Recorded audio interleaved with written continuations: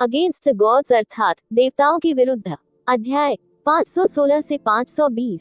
नमस्कार, आप कहानी में खो जाएं उससे पहले चैनल को सब्सक्राइब करें और नोटिफिकेशन ऑन करें। धन्यवाद। देवताओं के विरुद्ध अध्याय 516 पितृसत्ता की स्थिति। आप ऑडियो बुक्स 108 देख रहे हैं। धोखेबाजों से सावधान रहें। अध्याय 516 पितृसत्ता की स्थिति। महान बुजुर्ग के शब्द गलत हैं। जैसे ही यू वेटियन ने बोलना बंद किया, यू परिवार के एक बुजुर्ग ने तुरंत आकर कहा, प्रतिष्ठा, ताकत और हमारे यू कबीले में योगदान के आधार पर आप निश्चित रूप से हमारे अगले कुलपति बनने के लिए सबसे उपयुक्त हैं। ये सही है। एक अन्य बुजुर्ग ने भी जल्दी से कहा, रैंक के संदर्भ में ग्रेट एल्डर काउंसिल का नेता है। ताकत की दृष्टि से भी आप हमारे परिवार में सबसे मजबूत हैं। इसके अलावा जब से इतने वर्षों पहले पितृसत्ता अपंग हो गई, तब से कबीले से संबंधित सभी मामलों को महान बुजुर्ग द्वारा नियंत्रित किया गया है। इसलिए यदि हमें पितृसत्ता के लिए सभी द्वारा स्वीकृत सबसे उपयुक्त उम्मीदवार को चुनना हो, तो इसमें कोई संदेह नहीं कि वह महान बुजुर्ग होगा। मैं भी ऐसा ही सोचता हूँ। कुछ बुजुर्गों ने एक के बाद एक बोलते हुए ग्रेट एल्डर यू वेटियन को अगला यू पितृसत्ता बनाने की सिफारिश की। धीरे धीरे अधिक से अधिक लोगों ने यून वेटियन के लिए बात की। केवल अल्पसंख्यक बुजुर्गों ने ही कुछ नहीं बोला और गुप्त रूप से आहें भरी। उसके बाद यून परिवार की सभी मध्यम आयु वर्ग और युवा पीढ़ी ने महान बुजुर्ग का नाम गूंजना शुरू कर दिया। 100 साल पहले यून कंगहाई चला गया और फिर कभी नहीं लौटा। यून क्विंगहोंग को अगले कुलपति के रूप में सफल होना था। उस समय परिवार के भीतर प्रतिष्ठा और प्रभाव के मामले में 10 यू वेटियन एक यू किंगहोंग की बराबरी भी नहीं कर सकते थे। परिवार के भीतर यून किंगहोंग की कोई भी आज्ञा तुरंत पूरी की जाती थी और कोई भी उसकी अवहेलना करने की हिम्मत नहीं करता था। हालांकि यू परिवार के 11 सबसे मजबूत आधार रातों रात गायब हो गए और उनकी ताकत बड़े पैमाने पर लड़खड़ा गई और उन्होंने पापियों का नाम भी ले लिया। पूरे परिवार का मानना था कि परिवार का नेतृत्व यू क्विंगहोंग के साथ यू परिवार निश्चित रूप से एक बार फिर से उठेगा। यू परिवार के बाहर ऐसा कोई नहीं था जो कमजोर यू परिवार की ताकत को कम करने की हिम्मत कर सके, क्योंकि उस समय बेजोड़ प्रतिभा थी यू किंगहोंग। हालांकि 22 साल पहले यून क्विंगहोंग अपंग हो गया था। ऐसी दुनिया में जहां ताकत का मतलब सब कुछ है, भले ही एक व्यक्ति जिसकी ताकत गंदगी से भी कम हो, जो फिर कभी मजबूत नहीं हो सकता, उसके पास पितृसत्ता की उपाधि होती है, उसे वास्तव में दूसरों द्वारा सम्मान नहीं दिया जाएगा और उससे डर नहीं लगेगा। उन्होंने अपने लिए जो प्रतिष्ठा बनाई थी वह इन 22 वर्षों के भीतर तेजी से गायब हो गई। दूसरों के मन में उसके प्रति जो उच्च आदर, श्रद्धा, आराधना और भय था, वह अपंग होने के बाद उपेक्षा और यहाँ तक कि अपमान और ग्लानि में बदल गया। यून परिवार के बुजुर्ग, सहकर्मी और कनिष्ठ जो उसे बहुत सम्मान देते थे, वे सभी बेहद निराश थे और आहें भर रहे थे। मायावी दानव क्षेत्र में एक गहन कृषक परिवार के प्रतीक के रूप में वास्तव में एक अपंग व्यक्ति को उनका नेतृत्व करने की अनुमति कौन देगा? यहाँ तक कि उन लोगों में से भी जिन्होंने यू किंगहोंग के प्रति हमेशा वफादार रहने की कसम खाई थी, चुपचाप चले गए थे। जिन अन्य लोगों ने अभी भी मृत्यु तक उसके साथ रहने की कसम खाई थी, उन्हें यू किंगहोंग ने भगा दिया, क्योंकि उस समय वह अपने शरीर की स्थिति को जानता था और जो लोग उसके साथ रहेंगे उनका कोई भविष्य नहीं होगा। वह उन लोगों की संभावनाओं में देरी करने को कैसे तैयार होगा जो उसके प्रति ईमानदार थे। अंत तक उन्होंने कुलपति के रूप में अपनी स्थिति बरकरार रखी, लेकिन केवल उनकी पत्नी और पुत्र ही उनके साथ रहे। 20 अजीब साल पहले कौन कल्पना कर सकता था कि यून किंगहोंग, जो शायद पूरे इल्यूस्ट्री डेमन दायरे का सबसे चमकीला सितारा था, इतनी दयनीय स्थिति में होगा जहां कोई भी उसकी आंखों में देखने की जहमत नहीं उठाएगा। अब तक 22 वर्षों तक अपंग रहने के कारण यून परिवार का नेतृत्व करने वाले इस व्यक्ति को पितृसत्ता के रूप में जारी रखने के लिए उसके ही कबीले का एक भी व्यक्ति समर्थन के लिए खड़ा नहीं हुआ। हालांकि ऐसी वास्तविकता का सामना करने पर भी यून क्विंगहोंग ने किसी को दोष नहीं दिया। आखिरकार वह अपाहिज हो चुका था। चाहे वह एल्डर काउंसिल हो या ग्रैंड एल्डर्स, ऐसा करने का उनका मुख्य उद्देश्य यू परिवार का भविष्य था। आखिरकार एक अपंग व्यक्ति को यून परिवार का नेतृत्व करने देना उपहास को आमंत्रित करेगा और परिवार के भविष्य को भी अंधकार में कर देगा। यून परिवार के भविष्य की तुलना में पितृसत्ता की वंशावली उतनी महत्वपूर्ण नहीं लगती। महान बुजुर्ग के समर्थन में जयकारे और भी तेज हो गए। यून वेटियन को शांत रहना मुश्किल हो गया, क्योंकि उन्होंने विनम्रता पूर्वक कहा, हर किसी के समर्थन के प्रति मैं वास्तव में विनम्र हूँ, लेकिन अपनी कमजोर ताकत के साथ मैं मुकाबला करने में सक्षम नहीं हूँ पितृसत्ता के रूप में भूमिका। इसके बजाय 7वें बुजुर्ग, जिनकी ताकत उत्कृष्ट है, इस भूमिका के लिए सबसे उपयुक्त व्यक्ति हैं। यून वेटियन ने जिस 7वें बुजुर्ग का उल्लेख किया था, उसने तुरंत इसे टाल दिया। महान बुजुर्ग के शब्द बहुत दयालु हैं। मेरी ईमानदारी के लिए क्षमा करें, लेकिन पूरे यून परिवार में महान बुजुर्गों की मौजूदगी में अगर कोई और पितृसत्ता होता तो ये जनता को खुश नहीं करता। ये सही है, हम महान बुजुर्ग को पितृसत्ता के रूप में सफल होने का समर्थन करते हैं। महान बुजुर्ग, अब मना मत करो, अगले कुलपति का पद निस्संदेह आपका है। यू परिवार की जय जयकार एक बार फिर से गूंज उठी और यू वेटियन ने अपनी मुट्ठी भींच ली, क्योंकि उसका उत्साह चरम पर था। चूंकि 22 साल पहले जब यू किंगहोंग अपन था, तब उसके मन में पितृसत्ता बनने का विचार आया था। इन 22 वर्षों में उन्होंने अपने लिए अधिक से अधिक प्रतिष्ठा हासिल करते हुए इस लक्ष्य के लिए बहुत कड़ी मेहनत की थी। यदि वह पितृसत्ता बन जाते तो 10,000 वर्षों से चली आ रही पितृसत्ता की वंशावली बदल जाएगी। 100 साल बाद उनका बेटा यून जिन्यू अगला कुलपति बनेगा और उसके बाद उनका पोता और उनके वंशज होंगे। अपन यून किंगहोंग और उसके बेटे का सामना करते हुए, जो अपने प्रोफाउंड हैंडल का उपयोग करने में असमर्थ था, वह जानता था कि ये दिन अंततः आएगा। हालांकि यह अंततः आ जा गया था। जैसे जैसे यून परिवार की जय जयकार तेज होती गई, एक बेसुरा ठंडी हंसी अचानक गूंज उठी। चूंकि ग्रेट एल्डर यून जानता है कि वह पितृसत्ता के पद के लिए उपयुक्त नहीं है, तो आप लोगों को आंख बंद करके शोर क्यों मचाना है और ग्रेट एल्डर यून के लिए परेशानी क्यों पैदा करनी है।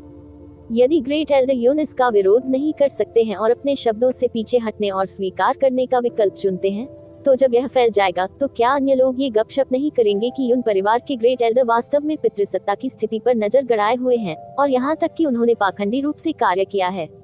उसे यह पसंद नहीं था। यह शातिर और धूर्त शीर्षक विशेष रूप से अच्छा नहीं लगता।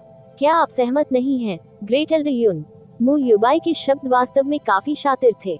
पूरे यू परिवार ने यू वेटियन को अगला कुलपति बनने का समर्थन किया, लेकिन चूंकि यू वेटियन इसे दूर धकेलता रहा, इसलिए म्यू युबाई ने इस पर हमला कर दिया था। अपने स्वयं के शब्दों का उपयोग करते हुए म्यू युबाई ने इसे ऐसा बना दिया कि यदि वह पितृसत्ता का पद स्वीकार कर लेता तो वह एक दुष्ट और असभ्य पाखंडी बन जाता। यून वेटियन के होठों के कोने जोर से हिले। जैसे ही वह कुछ कहने ही वाला था, दाहिनी ओर से एक ढीठ आवाज आई। मैं यंग पैट्रियार्क म्यू के शब्दों से सहमत हूँ।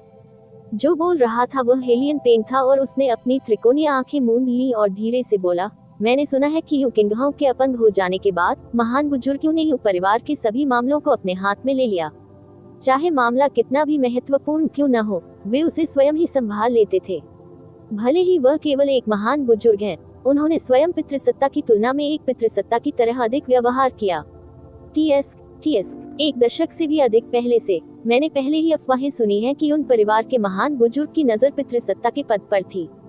इतने लंबे समय के बाद ऐसी अफवाहों की संख्या बढ़ती ही दिख रही है। यदि महान बुजुर्ग को अचानक पितृसत्ता का पद ग्रहण करना पड़े, तो यह ऐसी अफवाहों को सच साबित कर देगा। उस समय ही परिवार के भीतर पितृसत्ता के नाम का बहुत सम्मान किया जाएगा, लेकिन बाहर उसकी प्रतिष्ठा बुरी तरह धूमिल हो जाएगी। हेलियन पेंग, जिसने पहले यू वेटियन को बोलने में मदद की थी और म्यू युबाई के साथ लगभग लड़ाई की थी, अब वास्तव में म्यू युबाई की मदद कर रहा था, और उसने यू वेटियन के प्रति जो शब्द कहे थे, वे म्यू युबाई ने पहले जो कहा था उससे भी अधिक दुष्ट और सीधे थे। यू वेटियन के चेहरे का रंग गहरा हो गया और सभी प्रमुख बुजुर्ग एक दूसरे की ओर देखने लगे। म्यू युबाई ने हेलियन पेंग की ओर देखते हुए भौहें चढ़ा दी। उसे भोलेपन से विश्वास नहीं हुआ कि हेलियन पेंग खुशी खुशी उसके साथ जाएगी। क्या यह आदमी आज विशेष रूप से परेशानी खड़ी करने के लिए यहाँ आया है? मु युबाई के शब्दों से यू वेटियन को ऐसा लग रहा था जैसे उसने एक मक्खी निगल ली हो, लेकिन हेलियन पेंग के शब्दों से ऐसा लग रहा था मानो उसने अपने चेहरे पर गंदगी मल ली हो, जिससे उसकी नफरत और आक्रोश असहनीय हो गया।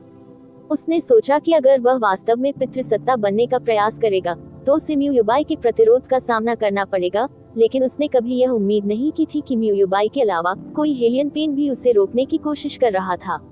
जब वह कम भयानक दिखने के लिए अपनी भावनाओं को दबाने की कोशिश कर रहा था तो उसके मुंह के कोने हिल गए। उसने खुद को ये कहने के लिए मजबूर किया, मैंने यून वेटियन सब कुछ किया उन परिवार के लिए इन सभी वर्षों में, और कभी भी पितृसत्ता की स्थिति पर आपत्ति नहीं की गई। सांस काफी देर तक चुप रहने के बाद ग्रैंड एल्डर यूजियांग ने आह भरी और कहा, वेटियन, अब यू परिवार के भीतर आप वास्तव में हमारे सबसे उपयुक्त उम्मीदवार हैं। चाहे आप इच्छुक हो या नहीं, आपका अगला कुलपति बनना यून परिवार के लिए सबसे अच्छा परिणाम होगा। आपको इसे अस्वीकार करने की आवश्यकता नहीं है। जहाँ तक दूसरे क्या कहते हैं, हमें इसे सुनने की जरूरत नहीं है। एक बड़े बुजुर्ग के शब्दों का स्वाभाविक रूप से अत्यधिक महत्व होता है। यू वेटियन गुप्त रूप से बहुत खुश था, और जैसे ही वह प्रवाह के साथ जाने वाला था, उसने ड्यूक हुई को बोलते हुए सुना, यू पितृसत्ता के इस मामले के संबंध में इस ड्यूक के पास एक छोटा सा सुझाव है। मुझे आश्चर्य है कि क्या यून परिवार का हर कोई इसे सुनना चाहेगा। एक बार जब ड्यूक हुई ये बोले, तो उन्होंने सभी का ध्यान आकर्षित किया। यू वेटियन ने बोलने का प्रयास रोक दिया। ड्यूक हुई ये की ओर मुड़े और सम्मानपूर्वक उत्तर दिया, महामहिम के पास क्या सुझाव है? मुझे यकीन है कि हर कोई जानना चाहेगा। ड्यूक हुई ये शांत थे और थोड़ा मुस्कुराए, अपने हाथों में पंखा घुमाया और धीरे से बोले, मेरी राय में यंग पैट्रियार्क म्यू और एल्डर हेलियन ने जो कहा था वह अनुचित नहीं है। भले ही महान बुजुर्ग युन ने परिवार के लिए बहुत कुछ किया है और परिवार में उनकी प्रतिष्ठा की बराबरी कोई नहीं कर सकता, वह वास्तव में इस पद के लिए उपयुक्त नहीं है। अन्यथा यंग पैट्रियार्क म्यू और एल्डर हेलियन ने जो कहा था, उसके अनुसार ये दूसरों के लिए हंसी का पात्र बन जाएगा। मानव जीव शक्तिशाली है। यदि ये केवल ग्रेट एल्डर युन से संबंधित है, तो इसे नजरअंदाज किया जा सकता है। हालांकि परिवार के भीतर मौजूदा स्थिति पहले से ही गंभीर है। अगर जनता इस मामले के कारण और भी अधिक गपशप करना शुरू कर देती है, तो यू परिवार के लिए फायदेमंद नहीं होगा। ड्यूक हुई ये शब्दों के कारण यू वेटियन का दिल पसीज गया। उसने अपनी बदसूरत अभिव्यक्ति को छिपाने की कोशिश में नीचे देखा, जो रोने से भी बदतर लग रहा था। महाराज ने जो कहा वह सच है। मैं वास्तव में पितृसत्ता के पद के लिए अनुपयुक्त हूँ। ड्यूक हुई ने तुरंत जारी रखा, यू परिवार की वर्तमान दुर्दशा को देखते हुए कुलपतियों को बदलने की जरूरत है, और मेरी राय में एक और भी बेहतर उम्मीदवार है। मुझे आश्चर्य है कि महामहिम किसकी बात कर रहे हैं? बड़े बुजुर्ग युनशी ने पूछा। ड्यूक हुई ने अपना पंखा बंद कर दिया, खड़े हो गए और चलने लगे। चूंकि महान बुजुर्ग उपयुक्त नहीं है और ऐसा कोई नहीं है जो इस पीढ़ी के बुजुर्गों में से सभी को खुश कर सके, तो नए कुलपति को किसी अन्य स्थान से नामांकित क्यों नहीं किया जाए? महाराज कह रहे हैं, ड्यूक हुई ने उत्तर दिया। उस समय आपके परिवार ने आपके कुलपति और 10 सबसे मजबूत ग्रैंड एल्डर्स को खो दिया था। रातों रात आपके परिवार की शक्ति बहुत क्षीण हो गई और आप सभी को 100 वर्षों तक पाप ढोना पड़ा। यदि यून परिवार को फिर से खड़ा होना है, तो इसमें निस्संदेह लंबे समय और एक असाधारण नेता की आवश्यकता होगी। एक असाधारण नेता को तैयार होने में लंबा समय लगता है। ये ड्यूक क्या देखता है? चूंकि पुरानी पीढ़ी में से किसी एक को चुनना मुश्किल है, इसलिए युवा पीढ़ी में से किसी एक को क्यों न चुना जाए। ये पूरे शहर को ज्ञात है कि महान बुजुर्ग का सबसे बड़ा बेटा युन जिन्यू एक प्रतिभाशाली प्रतिभा है, जिसके पास मजबूत योग्यता है, और उसके पास दानव राजा के समान सियान रंग का गहरा हैंडल है। उनका व्यक्तित्व विनम्र भी है और अहंकारपूर्ण भी नहीं। वह निस्संदेह यून परिवार का गौरव है जो स्वर्ग ने दिया है। एक से अधिक बार इस ड्यूक ने यून परिवार के भविष्य की सबसे बड़ी आशा के रूप में उसकी प्रशंसा करते हुए सुना है। यदि वह अगला कुलपति बनता और महान बुजुर्ग और अन्य सभी बुजुर्गों द्वारा निर्देशित होता, तो इस ड्यूक का मानना है कि 10 वर्षों के भीतर वह एक असाधारण नेता बन जाएगा। यून परिवार के लिए गौरव के दिन ज्यादा दूर नहीं होंगे। इसके अलावा हालांकि यू जिन्यू युवा है, उसकी प्रतिभा और व्यक्तित्व पूरे यू परिवार के लिए स्पष्ट है। यदि वह अगला कुलपति बनता, तो इस ड्यूक का मानना है कि ग्रेट एल्डर की तुलना में इससे असंतुष्ट लोग कम होंगे। हर कोई क्या सोचता है? देवताओं के विरुद्ध अध्याय 517। मुझे आपत्ति है। आप ऑडियो बुक्स 108 देख रहे हैं। धोखेबाजों से सावधान रहें। अध्याय 517। मुझे एक आपत्ति है। ड्यूक हुई ये द्वारा कहे गए शब्दों ने तुरंत उपस्थित यून परिवार के सदस्यों के बीच लहर पैदा कर दी। उनमें से अधिकांश के क्षणिक आश्चर्य से उबरने के बाद उनकी आंखें अचानक भावना की रोशनी से चमकने लगी। एल्डर काउंसिल के कई प्रमुख बुजुर्ग एक दूसरे को घबराहट से देखने लगे, जिसके बाद वे सभी एक साथ धीरे धीरे सिर हिलाने लगे। यहाँ तक कि 3 बड़े बुजुर्ग यू हे, यू जियांग और यू शी भी गहरी सोच में डूब गए थे, लेकिन उन्होंने उसकी बातों को खारिज करने का कोई संकेत नहीं दिखाया। एमेन। यू चे ने अपना हाथ अपनी ठुड्डी के नीचे रखा और पूरी तरह से आराम से बैठे ड्यूक हुई को ध्यान से देखा। उसने हल्की सी हंसी और फिर धीमी आवाज में कहा, आह, तो आखिरकार ऐसा ही था। पहले मुझे केवल 90% स्थिति पर ही समझ थी, लेकिन अब मैं पूरी तस्वीर देख सकता हूँ। यू चे के नर्म शब्द पूरी तरह से यू क्विंगहोंग के कानों में संचारित हो गए। यून किन्होंग ने गहरी लंबी नजर डालते हुए तिरछी दृष्टि से देखा। अगर पिता को वास्तव में अपना पद छोड़ना होगा, भाई जिन्यू को पितृसत्ता के रूप में कार्यभार संभालने देना कोई बुरा विचार नहीं लगता है। यू जियाओ ने धीरे से कहा, महामहिम हुई ने वास्तव में एक उत्कृष्ट प्रस्ताव प्रस्तुत किया है। शोर कम होने के बाद एक बुजुर्ग ने खड़े होकर ताली बजाना शुरू कर दिया। उन्होंने प्रशंसा भरी आवाज में कहा, इन सभी वर्षों में जब भी एक कुलपति के लिए दूसरे का उत्तराधिकारी बनने का अवसर आता है, वह व्यक्ति लगभग हमेशा 100 वर्ष से अधिक उम्र का होता है। इसलिए इसने हमें अनजाने में इस तरह की अनदेखी करने के लिए प्रेरित किया है। उत्कृष्ट उम्मीदवार, ये सही है। एक अन्य बुजुर्ग भी खड़े हुए। जिन्यू हमारी युवा पीढ़ी में सर्वश्रेष्ठ हैं, और यह भी कहा जा सकता है कि वह हर तरह से परिपूर्ण है। भले ही वह पितृसत्ता का पुत्र नहीं है, फिर भी वह महान बुजुर्ग का पुत्र है। चाहे वह योग्यता या पृष्ठभूमि के संबंध में हो, आपको कोई दूसरा उम्मीदवार नहीं मिलेगा जो उनके साथियों के बीच उनकी तुलना कर सके। जहाँ तक उसकी उम्र का सवाल है, शिन्यू वास्तव में अभी भी युवा है, लेकिन हम इसे एक प्रकार का लाभ क्यों नहीं मान सकते? उनकी उथली योग्यताओं के संबंध में जब तक हम उनकी सहायता के लिए हर संभव प्रयास करते हैं, इस उथलेपन की पूरी तरह से भरपाई की जा सकती है। यहाँ तक कि यू परिवार के बाहर के लोगों ने भी जिन्यू को हमारे यू परिवार की बड़ी उम्मीद कहा है। ये निश्चित रूप से बेकार की बात या झूठ नहीं है। शिन्यू को अगला कुलपति बनने से वास्तव में हमारे यून परिवार के लिए एक पूरी तरह से नई शुरुआत हो सकती है। महामहिम हुई ये का सुझाव वास्तव में उत्कृष्ट है। वर्तमान यून परिवार में जिसकी ताकत में बहुत गिरावट आई थी, यून जिन्यू के आसपास का प्रभामंडल वास्तव में बिना किसी तुलना के चमकदार था। अनगिनत प्रशंसाएं और यून परिवार के पुनरुत्थान की सबसे बड़ी आशा और उम्मीद प्रकाश की उस आभा में एकत्रित हो गई थी, और ऐसी रोशनी में उसकी उम्र की समस्या भी आसानी से छिप जाती थी। यून परिवार के वरिष्ठों को पहले से ही यह महसूस नहीं हुआ कि उन्हें अगला कुलपति बनाने का सुझाव बहुत अनुचित था, और एक के बाद एक बुजुर्गों की मंजूरी के बाद उन्हें लगा कि यह अधिक से अधिक संभव है। इस हद तक कि यह कहा जा सकता है कि वह एक बेहतरीन विकल्प थे। जहाँ तक यून परिवार के युवा सदस्यों की बात है, तो ये स्वाभाविक था कि उन्होंने अतुलनीय रूप से उत्साहित प्रतिक्रिया प्रदर्शित की। यून जिन्यू के यून परिवार के कुलपति बनने से उन सभी युवा शिष्यों के दिलों में एक तीव्र गर्व पैदा हो गया। उपस्थित जयकार उन जयकारों से भी अधिक ऊंचे थे जब यून वेटियन को पेट्रियार्क की उपाधि के उत्तराधिकारी के रूप में प्रस्तुत किया गया था। बड़े बुजुर्गों द्वारा इस मामले पर सावधानी पूर्वक विचार करने के बाद उन सभी ने भी धीरे धीरे अपना सिर हिलाया। यू जियांग ने सौम्य स्वर में कहा, हमारे यू कबीले में कभी भी युवा पीढ़ी के किसी व्यक्ति को समय से पहले पितृसत्ता की सीट लेने की अनुमति देने की मिसाल नहीं रही है, लेकिन इसका मतलब यह नहीं है कि ऐसी मिसाल कायम नहीं की जा सकती है। शिन्यू का स्वभाव और प्रतिभा उसके अनुभव की कमी की भरपाई करने के लिए पर्याप्त है। गंभीरता से विचार करने और यून परिवार की वर्तमान स्थिति को ध्यान में रखने के बाद जिन्यू पितृसत्ता का पद संभालने के लिए वेटियन से भी अधिक उपयुक्त प्रतीत होता है। जो कहा गया है उससे मैं भी सहमत हूँ। यूं उसने सिर हिलाया। मैं ड्यूक हुई ये से कम की उम्मीद नहीं कर सकता। उनके सुझाव ने हमें प्रबुद्ध किया है, जिससे हमें कुछ ऐसा देखने का मौका मिला है जिसे हम पहले नहीं देख पाए थे। यून शी ने भी अपना सिर हिलाते हुए कहा, तीनों महान बुजुर्गों से मान्यता प्राप्त करने में सक्षम होना इस ड्यूक का सौभाग्य है। ड्यूक हुई ये ने फीकी मुस्कान देते हुए कहा, इस ड्यूक ने केवल एक साधारण सुझाव दिया था। मुझे आपके पूरे कबीले से इतनी जोरदार प्रतिक्रिया मिलने की उम्मीद नहीं थी। ऐसा लगता है कि यू परिवार की आप सभी देवियों और सज्जनों के मन में यू जिन्यू के लिए मुझसे भी अधिक सराहना और सम्मान है। पहले से अनुमान था, चूंकि यह मामला है। महान बुजुर्ग, आपके गुणी पुत्र के लिए पितृसत्ता की उपाधि प्राप्त करना इस मामले का सही निष्कर्ष प्रतीत होता है। ड्यूक हुई के शब्दों ने निस्संदेह यू वेटियन की पिछली उदासी को तेजी से खुशी में बदल दिया था। यून जिन्यू को पितृसत्ता बनने से स्वाभाविक रूप से उसे पितृसत्ता के रूप में अपनी नियुक्ति से भी अधिक खुशी मिली होगी। उन्होंने अपने हृदय में उत्साह को दृढ़ता से रोका और विनम्र स्वर में कहा, ड्यूक हुई ये को मेरे अयोग्य बेटे के प्रति इतना बड़ा प्यार है, इसके लिए मैं यू वेटियन सदैव आभारी हूँ। हालांकि मेरा अयोग्य बेटा अभी बहुत छोटा है, और वास्तविकता यह है कि उसकी क्षमता में अभी भी कमी है।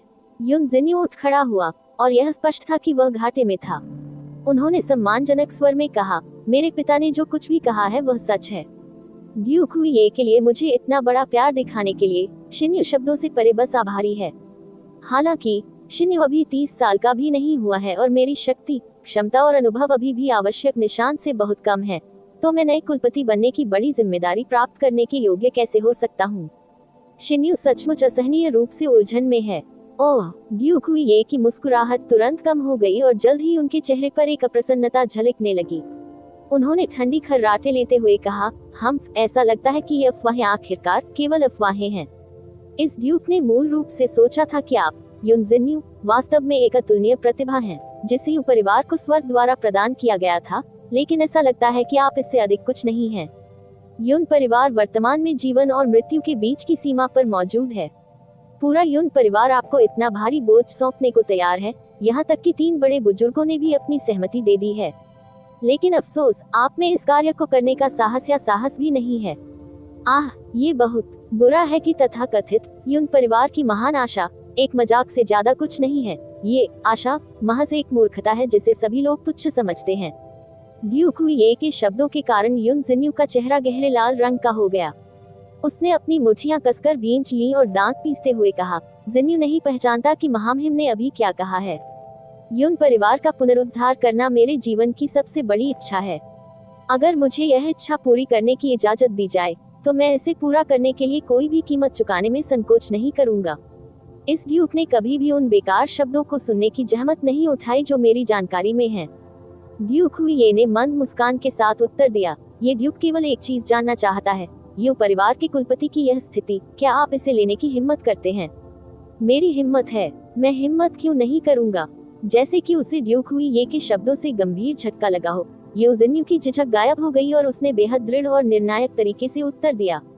उन्होंने अपनी भौहें सिकोड़ ली और गंभीर भाव से कहा, जब तक यू परिवार के सभी वरिष्ठ, साथ ही मेरे साथी भाई बहन मेरे बारे में अच्छा सोचते हैं और मेरे जैसे कनिष्ठ को यूं का कुलपति बनने के लिए तैयार है परिवार, तब मैं सावधानी बरतने का साहस करूंगा और कहूंगा कि मैं अपने जीवन काल में युन परिवार को फिर से ऊपर उठने का कारण बनूंगा। एक बार जब युन जिन्यू ने ऐसे कड़े शब्द कहे तो उपस्थित युन परिवार के सभी सदस्य स्वाभाविक रूप से उन्माद में आ गए और उन्होंने दहाड़ से मैदान को ढक दिया। कई प्रमुख बुजुर्ग एक के बाद एक खड़े हुए और जैसे ही उन्होंने अपना सिर हिलाया और हंसे, उन्होंने एक समूह के रूप में घोषणा की, किसने सोचा होगा कि पितृसत्ता से संबंधित ये प्रमुख घटना इस तरह के समाधान तक पहुंच जाएगी। भले ही यह हमारी उम्मीदों से परे था, ये वास्तव में एक आदर्श अंत है। हम सभी नए कुलपति का समर्थन करने में अपनी सबसे बड़ी ताकत लगाएंगे।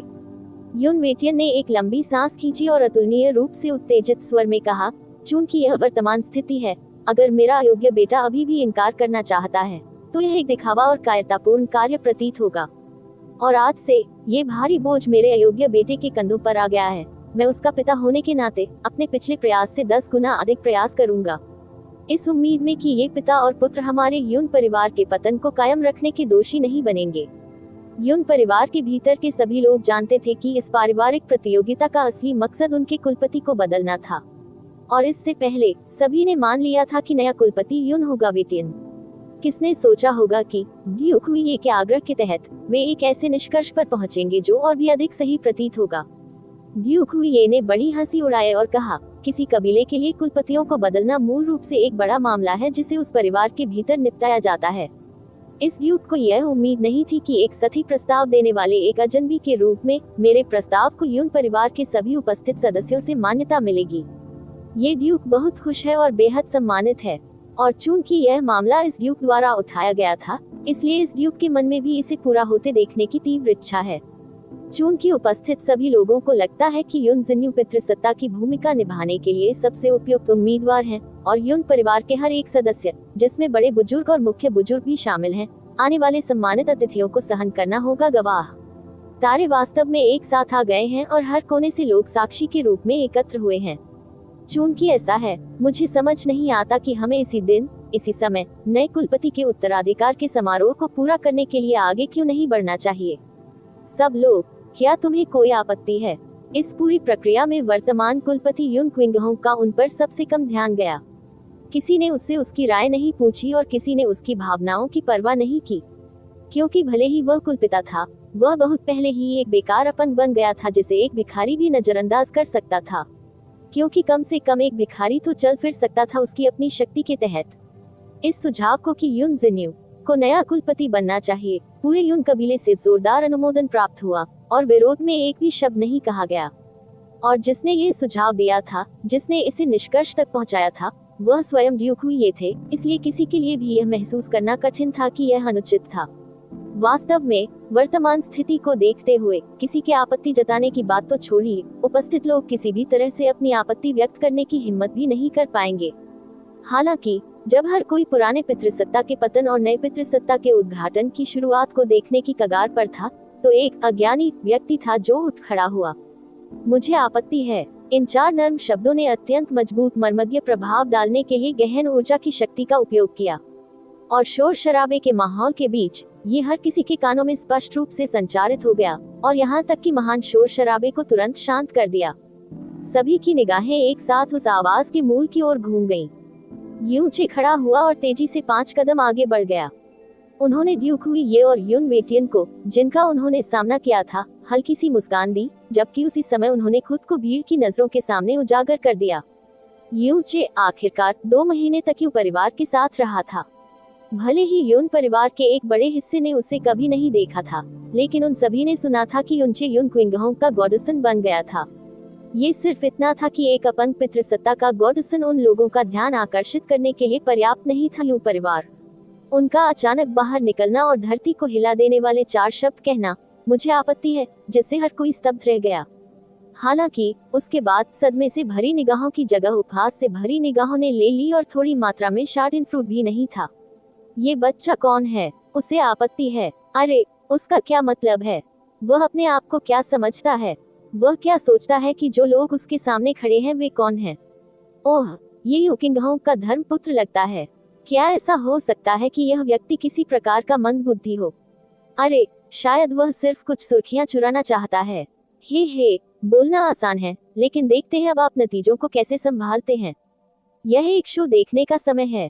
जहां तक ड्यूक हुई ये का सवाल है, वह शाही परिवार की जिस शाखा से थे, वह बेहद दुर्जय थी, और यह सार्वजनिक ज्ञान था कि यह लिटिल डेमन महारानी के पास मौजूद शक्ति की प्रतिद्वंद्वी थी।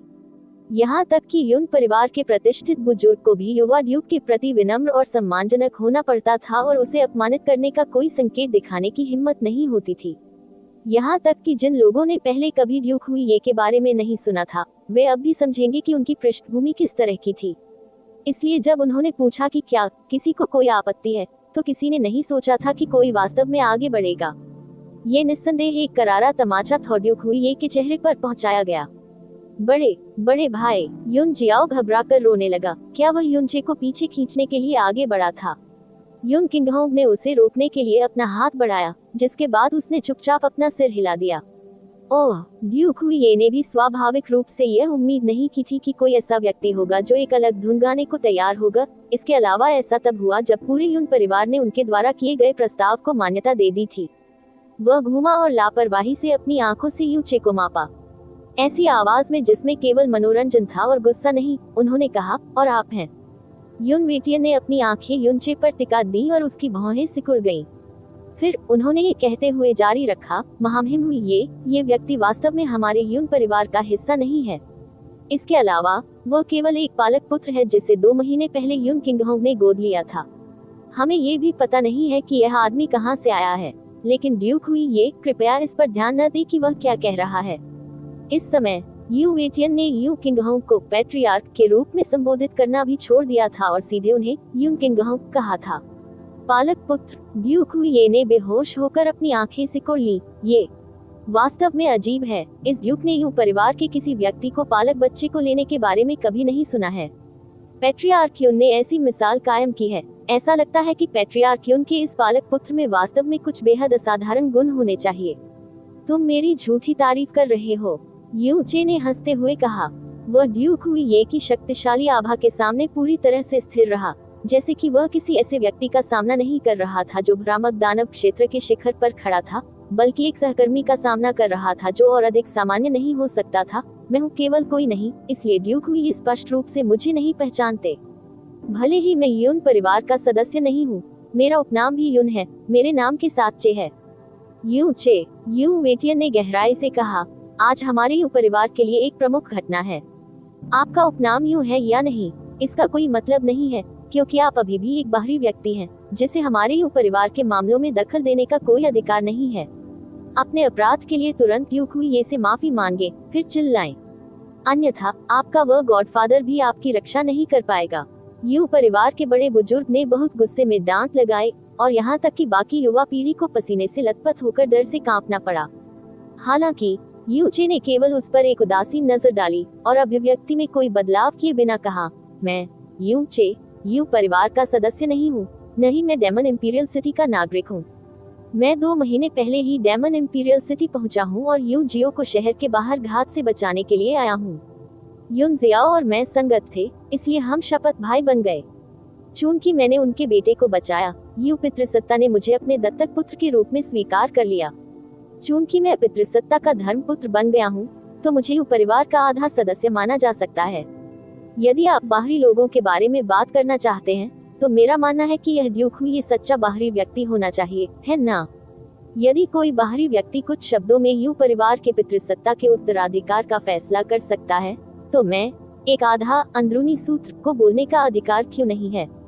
एक बार यूचे के शब्द बाहर आने के बाद यू जियाओ तुरंत ठंडे पसीने में बदल गया, जबकि वे बुजुर्ग वर्ग के पात्र जो कुछ 100 साल पुराने थे, वे सभी अवाक रह गए। देवताओं के विरुद्ध अध्याय 518, विश्व को हिला देने वाला। आप ऑडियो बुक्स 108 देख रहे हैं। धोखेबाजों से सावधान रहें। अध्याय 518, विश्व को हिला देने वाला। अपमान। यूचे के शब्दों ने उपस्थित सभी लोगों को स्तब्ध कर दिया। यून वेटियन क्रोधित हो गया और चिल्लाया, ढीठ लड़के, तुम्हारी हिम्मत कैसे हुई महामहिम हुई ये को अपमानित करने की? यदि यून क्विंगहोंग नहीं होता, तो आपके द्वारा कहे गए शब्दों के आधार पर मैं व्यक्तिगत रूप से आपको कुछ कड़े थप्पड़ मारता। यूनचे जानबूझकर हंसे, घबराहट का कोई संकेत नहीं दिखाते हुए।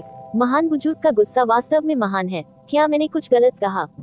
ये ड्यूक जो यू परिवार से पूरी तरह से असंबंधित है, आपके यू परिवार के मामलों से परेशान हो सकता है, लेकिन मैं, यू परिवार का आधा सदस्य, ऐसा नहीं कर सकता। इसके अलावा जिस व्यक्ति ने पूछा कि क्या कोई आपत्ति है, वह भी वही ड्यूक प्रतीत होता है। ये देखकर कि यूचे पीछे नहीं हटे और इसके बजाय जारी रखा, यून वेटियन को गुस्से में हंसना पड़ा। महामहिम हुई ये एक ड्यूक हैं और उनके शब्द सोने की तरह हैं, जो हमें, यून परिवार को अगले कुलपति के मामले के बारे में बताते हैं। आप कौन होते हैं अपनी तुलना महामहिम हुई ये से करने वाले? यदि कोई आपत्ति हो तो मेरी यू फैमिली एल्डर काउंसिल आपत्ति करेगी। कब से तुम्हारी बारी थी? तुम हास्यास्पद छोटी चीज हो, जल्दी करो और भाग जाओ। यदि आपको एक और शब्द कहना है। टिल्डर, ड्यूक हुई ने यून वेटियन को बोलने से रोकने के लिए अपना हाथ उठाया। उसका चेहरा अभी भी शांत बना हुआ था। वह थोड़ा सा भी क्रोधित नहीं लग रहा था। हालांकि एक लड़का जिसकी पृष्ठभूमि अज्ञात थी, जो केवल स्काई प्रोफाउंड दायरे में था, वास्तव में उसे क्रोधित करने के लायक भी नहीं था। यदि वह वास्तव में क्रोधित होता, तो दूसरों को यह अजीब लगता। वह हंसे और बोले, महान बुजुर्ग को गुस्सा होने की जरूरत नहीं है। कुलपतियों को बदलना बहुत बड़ा मामला है। किसी को आपत्ति होना सामान्य बात है। भले ही ऊंचे यू परिवार का सदस्य नहीं है, फिर भी वह वर्तमान कुलपति का गॉडसन है। ये कहना कि वह यून परिवार का आधा सदस्य है, वास्तव में बहुत ज्यादा नहीं है। इसके अलावा उसका गॉडफादर वह होगा जो अपना पद छोड़ रहा है। उसके लिए कुछ कहना सामान्य बात है। हम उसे जो कहना चाहते हैं उसे क्यों न सुने? महामहिम, मैंने सुना है कि यह लड़का 2 महीने पहले दक्षिणी सीमा से डेमन इंपीरियल सिटी में आया था। यू परिवार के बहुत से लोग नहीं हैं जो उसे जानते हों। तुम्हारे जैसे ऊंचे रुतबे वाले आदमी को किसी लड़के से बकवास सुनने की कोई जरूरत नहीं है। यू वेटियन ने कहा। नहीं नहीं, ड्यूक हुई ने अपना सिर हिलाया। जिन्यू को पितृसत्ता के रूप में सफल होने देना ऐसा कुछ नहीं है जो आपके यू परिवार ने तय किया है, बल्कि इस ड्यूक ने कुछ सुझाव दिया है, और यूचे ने जो कहा वह गलत नहीं था।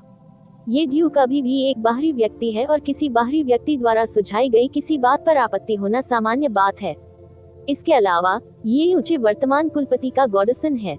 यदि आप वास्तव में उसे इस तरह से भगा देते, तो क्या ऐसा नहीं लगता कि यह ड्यूक संकीर्ण सोच वाला है, अधिकार के साथ दूसरों को धमकाने वाला है और आपत्तियां नहीं उठा सकता? ताली ताली ताली, जोर से तालियां बजने लगी, और जैसे ही यूनचे ने ताली बजाई, उसने जोर से प्रशंसा की। कोई आश्चर्य नहीं कि तुम एक ड्यूक हो। ऐसी उदारता और निर्भीकता वास्तव में सराहनीय है। कुछ अन्य लोगों के विपरीत जो कुछ 100 साल बिना कुछ लिए जिए, आप कहीं अधिक मजबूत हैं। आप, यून वेटियन तुरंत गुस्से में आ गया। सार्वजनिक रूप से ड्यूक हुई ये को अपमानित करने को अज्ञानी और उतावलापन समझा जा सकता है, लेकिन उनका अंतिम वाक्यांश स्पष्ट रूप से उनकी आलोचना कर रहा था। हालांकि आप कहने के बाद उन्होंने बात जारी नहीं रखी, बल्कि ठंडे स्वर में हंसे। उसने सोचा कि अपने रुतबे के साथ सार्वजनिक रूप से किसी जूनियर की वजह से क्रोधित होना खुद को शर्मिंदा करना है। इसके अलावा ड्यूक हुई ये को अपमानित करने से जाहिर तौर पर उसे कोई फायदा नहीं होगा। ये ड्यूक हुई ये निश्चित रूप से कोई दयालु और उदार व्यक्ति नहीं था। क्या वह सचमुच वही युवक है जिसने उस दिन नंबर 7 को बचाया था? अपनी सीट पर अनपेरलेल डंडरहेवन ने यूनचे की ओर देखा और पूछा, हाँ, ये वही है। नंबर 1 अंडर हेवन ने सिर हिलाया। ये युवा थोड़ा लापरवाह है, स्वर्ग के नीचे अद्वितीय ने कहा। नंबर 1 अंडर हेवन ने उत्तर देने से पहले कुछ देर सोचा। भले ही मैं उससे केवल एक बार मिला था, वह उतावला और विचारहीन व्यक्ति नहीं लगता है। हाँ, यून क्विंगहोंग की ओर अपना ध्यान केंद्रित करते हुए इम्पेरियल अंडर हेवन थोड़ा हंसा, फिर सोच समझकर कहा, यदि वह वास्तव में कोई ऐसा व्यक्ति है जिसे यून क्विंगहोंग ने गॉडसन बनाया है, तो वह निश्चित रूप से सरल नहीं है। आपके पिता ने एक से अधिक बार कहा है कि भले ही यून क्विंगहोंग पूरी तरह से अपंग है, लेकिन वह ऐसा व्यक्ति नहीं है जिसे नीची दृष्टि से देखा जाए। हालांकि ऐसा लगता है कि वर्तमान यू परिवार का नियंत्रण यू वेटियन के पास है, लेकिन ये केवल एक सतही दृष्टिकोण है। आपके पिता और मेरा दृढ़ विश्वास है कि यून क्विंगहोंग के लिए बैकअप न होना संभव नहीं है।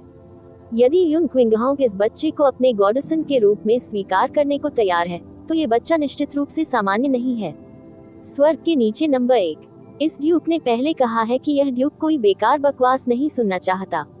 ड्यूक हुई ने अपनी आंखें सिकोड़ ली और यूचे को चंचल नजर से देखा। वह नजर ऐसी थी जैसे किसी को खिलौने में दिलचस्पी हो रही हो। आपने कहा था कि आपको आपत्ति थी, इसका मतलब है कि आप यूजेन्यू के अगले कुलपति बनने पर सहमत नहीं हैं। तो फिर हमें इसका कारण बताएं, या आप किसी ऐसे व्यक्ति का सुझाव दे सकते हैं जो पितृसत्ता बनने के लिए अधिक उपयुक्त हो। अगर आपका कारण वाजिब है या हर कोई आपसे सहमत है तो ये सबसे अच्छा होगा। अन्यथा यदि आपके शब्द केवल आपत्ति जताने के लिए आपत्ति कर रहे थे। इतने बड़े मामले को आपके द्वारा एक तमाशा के रूप में माना जा रहा है। यू परिवार तो नहीं, लेकिन इस ड्यूक को भी संभवतः मिल जाएगा गुस्सा। जैसे ही ड्यूक हुई ये ने बोलना समाप्त किया, निराशा की भावना प्रकट हुई, जिससे सीटों पर बैठे युवा शिष्य कांपने लगे। ड्यूक हुई ये इल्यूसरी डेमन सेवन स्कीम्स का हिस्सा थे और उनकी ताकत पर सवाल उठाने की जरूरत नहीं थी। राजपरिवार में जन्म लेने के कारण उनकी जन्मजात और अर्जित राजसी आभा ऐसी नहीं थी जिसे कोई सामान्य व्यक्ति झेल सके।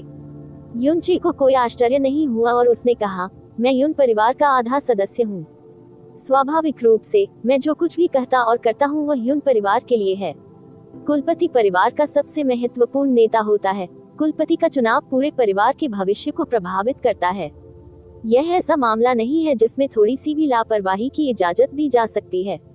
पितृसत्ता का चयन करते समय यद्यपि ताकत महत्वपूर्ण है, ये सबसे महत्वपूर्ण नहीं है। इसके बजाय सबसे महत्वपूर्ण व्यक्तित्व और चरित्र है। ड्यूक हुई ये इस बिंदु पर मुझे यकीन है कि आप ही सहमत हैं। ड्यूक हुई ये थोड़ा मुस्कुराए और कहा, बेशक। हालांकि आपने जो कहा उससे क्या आप यूनजिन्यू के चरित्र पर सवाल उठा रहे हैं? इस ड्यूक को जो पता है उससे पता चलता है कि यूनजिन्यू न केवल एक प्रतिभाशाली प्रतिभा है, बल्कि उसका चरित्र भी दोषरहित है। अन्यथा अगले कुलपति के रूप में यूनजिन्यू के प्रस्ताव से कोई भी असहमत नहीं होगा। क्या आपका मतलब यह है कि कबीले के सदस्य जो दसियों वर्षों तक उसके साथ रहे, उसकी समझ आपसे कमतर है? एक बाहरी व्यक्ति जो केवल 2 महीने के लिए डेमन इंपीरियल सिटी में रहा है। यूनचे ने अजीब तरह से हंसते हुए कहा, हर कोई जानता है कि इस दुनिया में स्पष्ट रूप से देखने के लिए सबसे कठिन चीज मानव हृदय है। मैंने पहले कहा था, मैं यून क्विंगहोंग का गॉडसन बनने का कारण ये था कि जब मैं पहली बार डेमन इंपीरियल सिटी में पहुंचा था तो मैंने उसके बेटे यू जियाओ को बचाया था। उस दिन यून जियाओ के अलावा अंडर हेवन कबीले की राजकुमारी नंबर 7 अंडर हेवन पर भी हमला किया गया था। यून जियाओ और नंबर 7 अंडर हेवन दोनों अपने पितृसत्ता के प्रत्यक्ष वंशज थे। उन पर एक साथ हमला होने की खबर कोई मामूली बात नहीं है और मुझे यकीन है कि उपस्थित सभी लोगों ने इस खबर के बारे में सुना होगा। इस ड्यूक ने वास्तव में इसके बारे में सुना है, लेकिन क्या इसका इस बात से कोई लेना देना है कि क्या यूनजिन्यू अगला कुलपति बन सकता है? ड्यूक हुई ने हल्की सी मुस्कान के साथ पूछा। हाँ, बिल्कुल ऐसा होता है और यह काफी हद तक संबंधित भी है। यूनचे नहीं रुका और जारी रखा। उनके शब्दों से व्हीलचेयर पर बैठे यून क्विंगहोंग की भौहें आपस में जुड़ गईं। उसकी नजर ठंडी थी, लेकिन ये सब जल्दी ही खत्म हो गया। नंबर 7 अंडर हेवन और यून जियो पर एक साथ हमला किया गया था और हमले बहुत भयानक थे। ये स्पष्ट था कि मकसद उन्हें मारना था। इस तरह अंडर हेवन पेट्रियार्क निस्संदेह क्रोधित होगा और उसके मामले की पूरी तरह से जांच करेगा। यू जियाओ के चाचा सीनियर म्यू भी इस मामले में हस्तक्षेप करेंगे, लेकिन यू परिवार की हरकतें, अगर हम इसके बारे में बात नहीं करते हैं तो कोई बात नहीं। हालांकि यून जियाओ और नंबर 7 अंडर हेवन पर हमला करने वाले 3 काले कपड़े वाले लोगों ने अपने गहन कौशल का खुलासा नहीं किया, इसलिए उनकी पहचान को ट्रैक करना असाधारण रूप से कठिन था। अब 2 महीने बीत चुके हैं और चाहे वह अंडर हेवन फैमिली हो या सीनियर म्यू, उन्होंने कुछ भी उजागर नहीं किया। वास्तव में आपका अभिप्राय क्या है? यू वेटियन ने अधीरता से कहा, यह मेरे यू परिवार की महान सभा है, हम यहाँ आपकी बकवास सुनने के लिए नहीं हैं। महान बुजुर्ग, शांत हो जाए, मुख्य बिंदु आ रहा है। यू चे ने न तो जल्दी से और न ही धीरे से कहा, यू जियाओ मेरा शपथ भाई है, उस पर हमला किया जा रहा है। यू परिवार इसे नजरअंदाज कर सकता है, ऐसा मान सकता है जैसे कुछ हुआ ही नहीं, लेकिन मैं उसका बड़ा भाई होने के नाते ऐसा नहीं कर सकता। इन 2 महीनों में मैं ये पता लगाने की कोशिश करता रहा कि वह कौन था जिसने यू जियाओ और अंडर हेवन फैमिली प्रिंसेस की हत्या करने की कोशिश की थी। उसके लिए सौभाग्य की बात है कि कुछ समय पहले मुझे आखिरकार दोषियों में से एक की पहचान का पता चल गया। सीटों से स्वर्ग के नीचे नंबर 1 और स्वर्ग के नीचे अद्वितीय के चेहरे तुरंत बदल गए क्योंकि उनकी निगाहें गंभीर हो गईं। 2 महीने पहले नंबर 7 अंडर हेवन ने काले कपड़े पहने लोगों के कारण अपनी जान लगभग गंवा दी थी और ग्रेटेस्ट एम्बिशन अंडर हेवन गुस्से से भड़क उठी। लेकिन भले ही उन्होंने व्यक्तिगत रूप से इस मामले की जांच की, लेकिन कोई नतीजा नहीं निकला। यू चे के शब्दों ने तुरंत उनका ध्यान खींच लिया। नंबर 1 अंडर हेवन तुरंत खड़ा हुआ और पूछा, भाई यून, क्या आप गंभीर हैं? तुमने जिस आदमी का पता लगाया था वह कौन है? मु युबाई ने अपनी ठुड्डी पर हाथ फेरा और भौहें चढ़ाते हुए कहा, ये लड़का कौन सी दवा है? मनगढ़ंत बातें, यहाँ तक कि स्वर्ग के नीचे का वह बूढ़ा आदमी भी कुछ नहीं खोज सका, लेकिन उसने खोज लिया। आह, बिग ब्रदर ने सचमुच पता लगा लिया कि वह कौन था। युन जियाओ के चेहरे पर असमंजस की स्थिति थी, लेकिन वह इन 2 महीनों के दौरान कभी भी घर से बाहर नहीं निकला। ये पति चियर क्या करने की कोशिश कर रहा है? म्यू योरू भी उतनी ही हैरान थी। पूछने की कोई जरूरत नहीं है, चलो बस देखते रहो। जैसे ही व्हीलचेयर के हैंडल पर उसकी पकड़ मजबूत होती गई, यून किंगहोंग ने भौहें सिकोड़ कर देखा। यून चे ने पलटकर नंबर 1 अंडर हेवन का सामना करते हुए कहा, भाई अंडर हेवन, आपके परिवार के एक सदस्य की लगभग हत्या हो चुकी है। मेरा मानना है कि भले ही आपको और आपके परिवार को अपराधी को 1000 तलवारों से मारना पड़े, फिर भी यह आपका गुस्सा शांत नहीं होगा। लेकिन आज मुझे ब्रदर अंडर हेवन और हमारे अंडर हेवन सीनियर्स से कहना है कि वे अपना संयम बनाए रखें, क्योंकि अपराधी की जो पहचान मैंने की है वह चौंकाने वाली है। जब मैं ये कहता हूँ तो शायद आपको मुझ पर विश्वास भी न हो। यू चे ने अपना ध्यान यू जिन्यू पर केंद्रित किया और उसे ध्यान से देखा। यू जियाओ और नंबर 7 अंडर हेवन की हत्या के प्रयास के पीछे दोषियों में से एक कोई और नहीं, बल्कि महान बुजुर्ग का प्रभावशाली और प्रतिष्ठित बेटा है, यू जिन्यू। एक बार जब यू चे ने 2 शब्दों यू जिन्यू का उल्लेख किया तो ऐसा लगा मानो किसी ने 2 बम फेंक दिए हों। पूरा प्लाजा खामोशी का मैदान बन गया। फिर उसकी जगह गगनभेदी, दुनिया को हिला देने वाले शोर ने ले ली। हालांकि ये सदमे की आवाज नहीं थी, बल्कि बहरा कर देने वाली हंसी की आवाज थी। देवताओं के विरुद्ध अध्याय 519 साक्ष्य। आप ऑडियो बुक्स 108 देख रहे हैं। धोखेबाजों से सावधान रहें। अध्याय 519 साक्ष्य। तुम बदमाश हो। ये किसी के लिए कोई आश्चर्य की बात नहीं थी कि यूनवेटियन वहीं पर क्रोध से जल उठे। अरे अहंकारी छोटे बच्चे, तुम्हारी हिम्मत कैसे हुई ऐसे बेतुके, हास्यास्पद और अभिमानपूर्ण शब्दों को बोलने की? क्या तुम सच में सोचते हो कि मैं तुम्हें मारने की हिम्मत नहीं कर पाऊंगा? ये सचमुच बेतुका है। 7वें बुजुर्ग, जो आमतौर पर यूनवेटियन के साथ सबसे अच्छे संबंध रखते थे, खड़े हुए और गुस्से से यूनचे को डांटा। मैंने अपने जीवन में पहले कभी ऐसे हास्यास्पद शब्द नहीं सुने। ये बिल्कुल बेतुका है। बेतुका। जिन्यू हमारे कबीले के सभी युवाओं में सबसे प्रतिष्ठित शिष्य है। उनका स्वभाव और प्रतिभा दोनों ही निर्विवाद हैं, और उसने पहले कभी भी हमारे किसी भी साथी कबीले के सदस्य को धमकाया नहीं है। वास्तव में वह विशेष रूप से युन जियाओ के करीब है, और अगर वास्तव में किसी प्रकार की शिकायत मौजूद थी तो उसके लिए ये कैसे संभव हो सकता है कि वह वास्तव में एक साथी कबीले के सदस्य की हत्या करने की कोशिश करे? अंडर हेवन कबीले की राजकुमारी की हत्या करने की कोशिश करना, यह अब तक का सबसे बेतुका मजाक है जो मैंने कभी सुना है।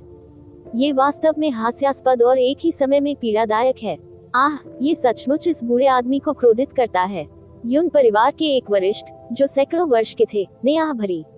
एक हरामी बच्चा जो कहीं से भी बाहर आया, सार्वजनिक रूप से हमारे आने वाले नए कुलपति की निंदा करने की हिम्मत कर रहा है। ये बहुत ज्यादा है। अनुशासनात्मक बुजुर्ग को अभी उसे नीचे खींचकर कड़ी सजा देने की जरूरत है। एक युवा शिष्य क्रोध से दहाड़ उठा।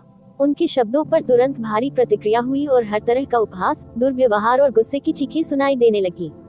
आवाजें इतनी तेज थी कि उन्होंने पूरे क्षेत्र को ढक दिया। युन जियाओ ने कांपती आवाज में कहने से पहले काफी देर तक अंतरिक्ष में एकटक देखा था। यह कैसे हो सकता है? ये भाई शिन्यू कैसे हो सकता है? बिग ब्रदर ने इसे किसी तरह गलत समझ लिया होगा। भले ही युन जियाओ के मन में युनचे के प्रति गहरी श्रद्धा और सम्मान था और उनके करीबी रिश्ते के बावजूद, हाँ, भले ही वही युनचे था, युन जियाओ को अभी भी युनचे ने जो कहा था उस पर विश्वास करने में कठिनाई हो रही थी। आखिरकार वह युनचे को केवल 2 महीने से जानता था, लेकिन वह युन जिन्यू को 20 वर्षों से अधिक समय से जानता था। और इन सभी वर्षों में युन जिन्यू ने अपने दिल में एक बेहद आदर्श छवि छोड़ी थी। वह इस बात पर विश्वास ही नहीं कर पा रहा था कि पिछले दिन जिस हत्या के प्रयास का उससे सामना करना पड़ा था, उसका युन जिन्यू से कोई लेना देना था। युन क्विंगहोंग ने उसकी ओर देखा और धीरे से कहा, जियोए, याद करो तुम्हारे बड़े भाई ने तुमसे पहले क्या कहा था। इस दुनिया में सबसे कठिन चीज मानव हृदय है और विकसित करने की सबसे कठिन क्षमता गहन शक्ति नहीं है, यह अन्य लोगों के दिलों को देखने की क्षमता है। इस पहलू में आपका बड़ा भाई आपसे कहीं अधिक श्रेष्ठ है। देखना स्पष्ट आंखों से वे चीजें जो आपके सामने और उसके बाद प्रकट होने वाली हैं। आज के पाठ को अपनी स्मृति में अंकित करें। उद्धरण चिन्ह ... उद्धरण चिन्ह। यू जियाओ ने अपना मुंह खोला लेकिन वह आवाज नहीं निकाल सका। उसका दिमाग पूरी तरह से उथल पुथल में डूब गया था। युन जिन्यू उठ खड़ा हुआ और ये देखा जा सकता था कि वह अपने गुस्से को बहुत दबा रहा था। वह बिल्कुल शांत आवाज में बोलने में कामयाब रहा, यू चे, मैं युन जिन्यू की आपसे पहले कभी कोई दुश्मनी नहीं रही, नहीं मुझे वर्तमान में आपसे कोई शिकायत है। दरअसल हमने कभी कभार ही बात की है और जब भी हम कभी कभार एक दूसरे से टकराते हैं तो मैंने हमेशा आपके साथ सभ्यता से पेश आया है। तो इस तरह से मेरी बदनामी क्यों करते हो? वास्तव में आपके इरादे क्या हैं? हर तरफ से तानों और आलोचनाओं की बाढ़ आ गई, लेकिन 2 साल पहले जब यूचे दिव्य फीनिक्स संप्रदाय के क्षेत्र में था तो उसने पहले ही पूरे दिव्य फीनिक्स संप्रदाय को अकेले लेने का साहस कर लिया था। इस प्रकार की स्थिति उसे व्याकुल करने के लिए पर्याप्त भी नहीं थी। युन जिन्यू के सवाल का सामना करते हुए उसने बगल में देखा और उपहासपूर्वक उत्तर दिया, मैं जो कह रहा हूँ वह सच है या झूठ आप किसी और से बेहतर जानते हैं, लेकिन मैं आपके अभिनय कौशल की प्रशंसा किए बिना नहीं रह सकता। आपकी अभिव्यक्ति, टकटकी चाल और शब्द, वे सभी अजेय हैं। इसमें कोई आश्चर्य नहीं कि आप इन सभी वर्षों में बिना पकड़े गए धोखा देने में सक्षम रहे हैं। आप युन जिन्यू इतना क्रोधित था कि उसका पूरा शरीर गुस्से से कांप रहा था। हंसने योग्य, ये बहुत ही हास्यास्पद है। आपका असभ्य और घृणित फंसाव, मैं इसे कुछ सरल शब्दों में उजागर कर सकता हूँ। आपने कहा था कि उस दिन युन जियाओ पर हत्या के प्रयास की योजना बनाने वाला मैं ही था। उसने यू जियाओ की ओर इशारा किया और गुस्से से कहा, लेकिन आप खुद यू जियाओ से पूछ सकते हैं कि मुझे उससे कब कोई शिकायत हुई है। आप उससे ये भी पूछ सकते हैं कि उस दिन उसकी हत्या करने की कोशिश करने वाले युन परिवार से थे या नहीं। यदि यह अन्य परिवारों का कोई व्यक्ति होता तो यदि वे अपनी गहन कला को छिपा लेते तो उन्हें पहचानना कठिन हो जाता। हालांकि अगर यह हमारे युन परिवार का कोई सदस्य था जिसने ऐसा किया था, भले ही उन्होंने अपनी गहन कला को छिपाने के लिए अपना पूरा प्रयास किया हो, उसी कबीले का कोई व्यक्ति जिसने लगभग 20 वर्षों तक पर्पल क्लाउड आर्ट की खेती की हो, ये कैसे हो सकता है? क्या युन जियाओ ने इस पर ध्यान नहीं दिया? मुझे पूछने की जरूरत भी नहीं है, युनचे ने अपने होंठ सिकुड़कर उत्तर दिया। जिन्होंने उस दिन युन जियाओ और नंबर 7 अंडर हेवन पर हमला किया था, वे स्वाभाविक रूप से युन परिवार से नहीं थे, क्योंकि यह आपके और अन्य परिवारों के सदस्यों के बीच एक संयुक्त प्रयास था जिन्होंने उनके लिए ये जाल बिछाया था। बकवास। युन वेटियन पूरी तरह से क्रोधित हो गया और उसने अचानक युनचे पर हमला करते हुए अपना पैर फर्श पर रख दिया। बिजली की गहन ऊर्जा का एक अतुलनीय रूप से मजबूत और ठोस विस्फोट हिंसक रूप से बाहर निकला, तुरंत बिजली की तेज धारा में बदल गया जो विस्फोटक रूप से यूचे की गर्दन की ओर बढ़ गया। यू वेटियन यूचे के करीब खड़ा था और उसने अत्यधिक गुस्से में अचानक हमला कर दिया था, इसलिए बाकी सभी के पास प्रतिक्रिया करने के लिए मुश्किल से ही समय था। एक तरफ एक शक्तिशाली संप्रभु गहरा क्षेत्र था, दूसरी तरफ एकमात्र आकाश गहरा क्षेत्र था। यू वेटियन के हमले के तहत यूचे को जीवित रहने के बारे में सोचने की भी जरूरत नहीं थी, क्योंकि उसके शरीर के फट जाने और उसकी सभी हड्डियों के टूट जाने को भी हल्के से छूटना माना जाएगा। लेकिन यूचे ने अपनी तैयारी बहुत पहले से कर ली थी। एक बार जब वह यू जिन्यू का विरोध करने के लिए खड़ा हुआ था तो उसकी नसें तेज धार पर थीं और उसकी गहन ऊर्जा भी सक्रिय रूप से प्रसारित हो रही थी। इसलिए एक बार जब उसने महसूस किया कि यू वेटियन की गहन ऊर्जा बढ़ रही है, तो उसी समय उसकी गहन ऊर्जा विस्फोटित हो गई और उसका शरीर तुरंत झिलमिला उठा।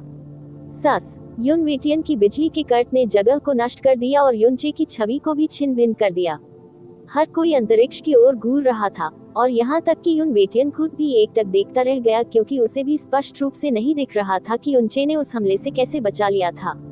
स्काई प्रोफाउंड दायरे में एक आलीशान मोनाक अचानक एक जूनियर पर हमला कर दिया था, लेकिन उसने अपने लिबादे के कोने को भी नहीं छुआ था और यह वहां मौजूद सभी लोगों ने देखा। युन वेटियन की शर्म गुस्से में बदल गई और उसने उग्र रुख अपनाते हुए युनचे को पकड़ने की कोशिश की, जो उसकी पीठ पर खड़ा था। तुम छोटे झूठे हो, मर जाओ। रुकना। युनचे के शरीर के सामने तुरंत एक विशाल बर्फीली ठंडी गहरी संरचना दिखाई दी और जैसे ही यह सक्रिय हुई, इसने पूरी तरह से युन वेटियन बिजली को प्रतिबिंबित कर दिया। गहन ऊर्जा उस पर वापस लौट आई। एक आकृति अचानक हवा में दिखाई दी और मुंह युबाई बिजली की तरह नीचे उतरी और युनचे को बचा लिया। उन्होंने ठंडे स्वर में मुस्कुराते हुए कहा, युन वेटियन, आप आखिरकार यू कबीले के एक महान बुजुर्ग हैं, लेकिन आपने वास्तव में एक जूनियर के खिलाफ एक गुप्त हमला शुरू किया। तुमने सचमुच अपने पूर्वज का चेहरा पूरी जमीन पर फेंक दिया है और उसे बर्तन धोने के कपड़े के तौर पर इस्तेमाल किया है। युन वेटियन ने गंभीर भाव से कहा, इस कमीने ने मेरे बेटे की बदनामी की और वह वास्तव में उसे अपने ही कबीले के किसी व्यक्ति को मारने के लिए बाहरी लोगों के साथ सहयोग करने के अपराध में फंसाना चाहता था। यह न केवल मेरे बेटे का अपमान है, यह मेरे पूरे परिवार के सम्मान पर आघात है। यदि यह सहन किया जा सकता है तो फिर क्या अनुमन्य नहीं होगा। मेरे परिवार का सम्मान इस नरभक्षी की जान से 10 लाख गुना अधिक कीमती है। चलो उसे मारने की तो बात ही मत करो, उसके शरीर को टुकड़े टुकड़े करना भी जरा भी जाती नहीं होगी। महान बुजुर्ग युन ने जो शब्द कहे हैं, ये ड्यूक उनका अनुमोदन करता है। ड्यूक हुई ने सूखी हंसी दी। सम्मान, ये किसी के जीवन से कहीं अधिक कीमती चीज है। युनचे की बदनामी की हद तो ऐसी है कि अगर वह मर भी जाए तो किसी को अफसोस नहीं होगा। यदि यह ड्यूक भी ऐसी ही स्थिति में होता तो ये ड्यूक भी गुस्से में आ जाता। अपनी बात कहने के बाद ड्यूक हुई ने अचानक अपनी आंखें सिकोड़ ली और कहा, युवा पेट्रियार्क म्यू ने युनचे की इस हद तक रक्षा की है। क्या ऐसा हो सकता है कि आप वास्तव में उसके द्वारा कहे गए शब्दों पर विश्वास करें? चूंकि उन्होंने ऐसी बात कहने का साहस किया, इसलिए उनके पास आगे बढ़ने के लिए कुछ आधार होना चाहिए।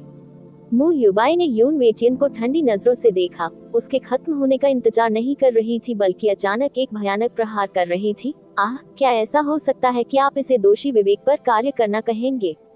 हा हा हा हा हा। एक तीखी और प्रचंड हंसी हवा में गूंज गई। हेलियन पेंग उठ खड़ा हुआ और अपनी हंसी के बीच बोला, महामहिम हुई ये महान बुजुर्ग युन, मुझे यह मत बताएं कि आपने इसे पहले से ही नहीं देखा है।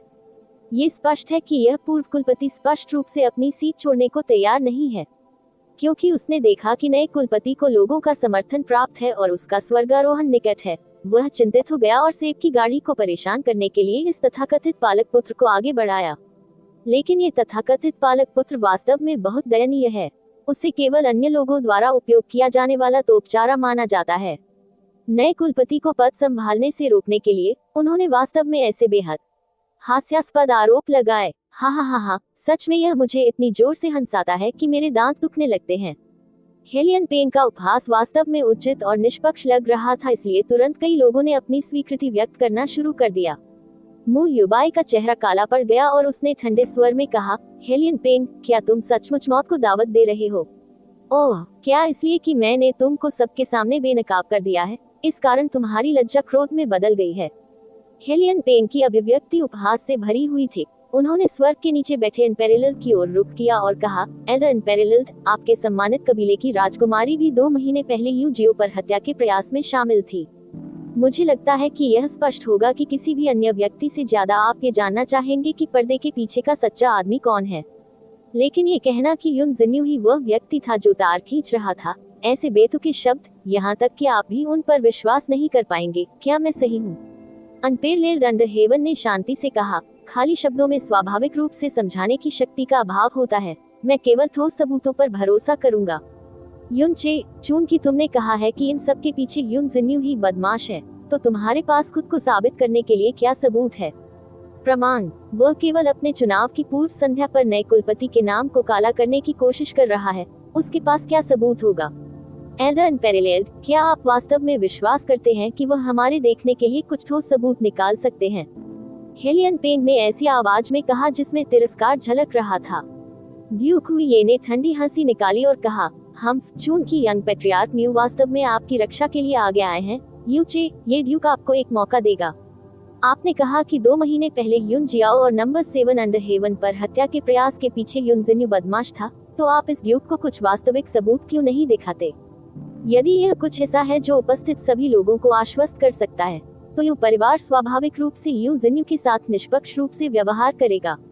मेरा मानना है कि भले ही यह महान बुजुर्ग हो, वह निश्चित रूप से ऐसा नहीं करेगा स्वार्थी विचारों के कारण अन्यायपूर्ण कार्य करना।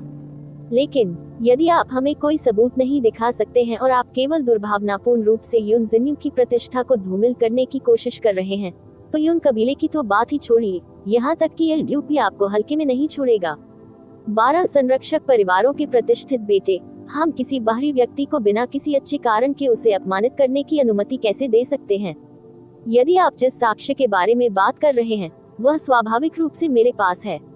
वास्तव में यह आपकी आंखों के ठीक सामने है। युनचे ने एक बार फिर अविचलित भाव से कुछ चौंकाने वाली बात कही। उन्होंने यू जिन्यू की ओर इशारा किया और कहा, यू जिन्यू खुद, क्या वह सबसे अच्छा सबूत नहीं है? तुम्हारा इससे क्या मतलब है? ड्यूक हुए ने यूचे को अंधेरे से देखते हुए कहा।